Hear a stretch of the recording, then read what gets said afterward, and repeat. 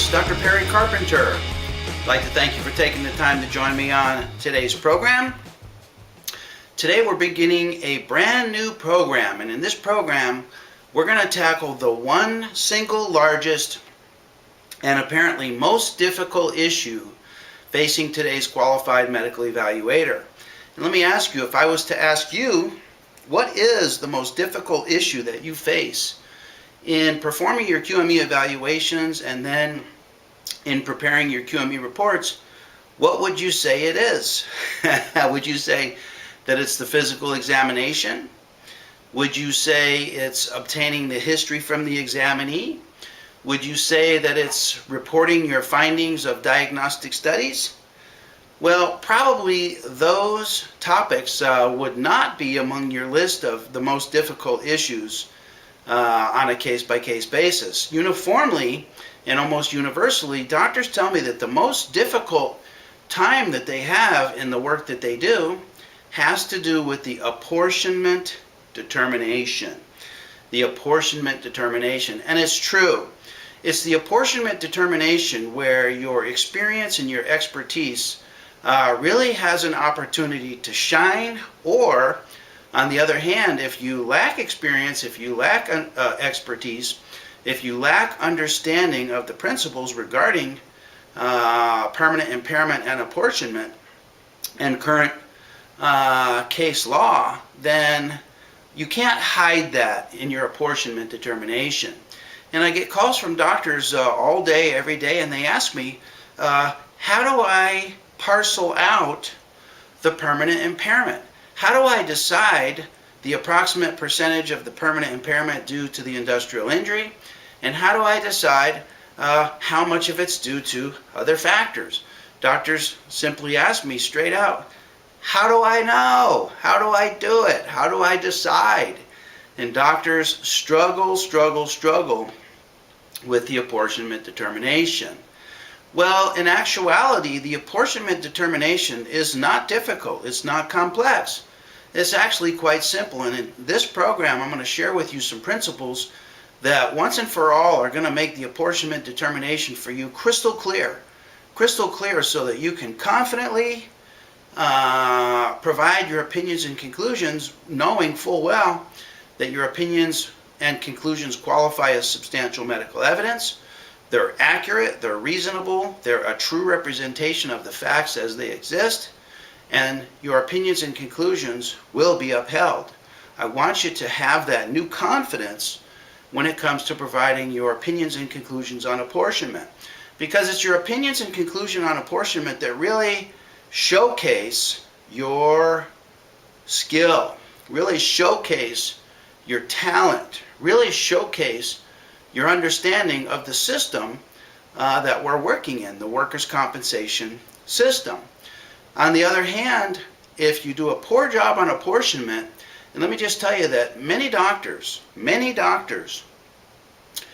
simply skip the apportionment section in their report. They'll put down a couple of words on apportionment. They'll provide an opinion or conclusion that doesn't qualify as substantial medical evidence, knowing full well that they'll be called upon later, either in the form of a supplemental report or in the form of a deposition, to more fully clarify their opinion on the apportionment of the permanent impairment, hoping that in the time between when they submit the report and the time when they're asked to clarify their opinion, that somehow they'll be struck by some lightning bolt of understanding that then will allow them to understand better than they do when they submitted their report, better understand the apportionment as it should be with regards to the particular case that they're working on. In other words, many doctors simply do a half-assed job on the apportionment determination, hoping that they have another chance to address it later when they may understand the case a little bit better. In other words, they put it off. They fail to address it at the time. And it's true that providing your apportionment determination takes sustained and concentrated thought. It's the one portion of your report where you're required to pull together all the facts of the case, all the historic sequence of events of the case, all of the examination findings, all of the diagnostic study findings, all of the details regarding the mechanism of injury, all of those minute and gross details come into play when it comes time to provide your apportionment determination. So the apportionment determination really requires you to bring together and synopsize and summarize and conclude the case in a reasonable, logical manner that also qualifies as substantial medical evidence. And because of the sustained and consecutive thought that's required to pull together all these details in a way that makes sense and that's internally consistent, many doctors simply postpone it and neglect to tackle it head on the first time through in their report. Well, what we're going to do in this program is we're going to learn the basic principles that are going to cover 99% of all the cases that you'll ever encounter. In other words, the number of different scenarios of cases that you can encounter throughout your career in workers' compensation is not infinite. It's not infinite. It's actually quite finite.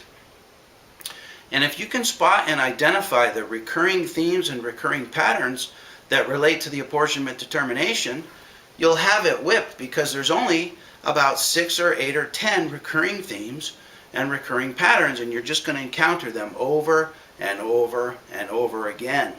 So in this program, I want to cover those recurring themes with you so that you can spot them, so that you can identify them, and that you can handle them in a way that's appropriate and consistent with case law. You know, it's interesting, and we'll talk more about this as we go, but our apportionment determinations changed substantially in 2004. So we're relatively young into our new schema, if that's even a word.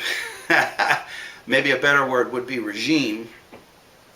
We're just new into our new regime of apportionment. And so for many of us who did qualified medical evaluations prior to the new regimen, we have a difficult time transitioning to the new regimen.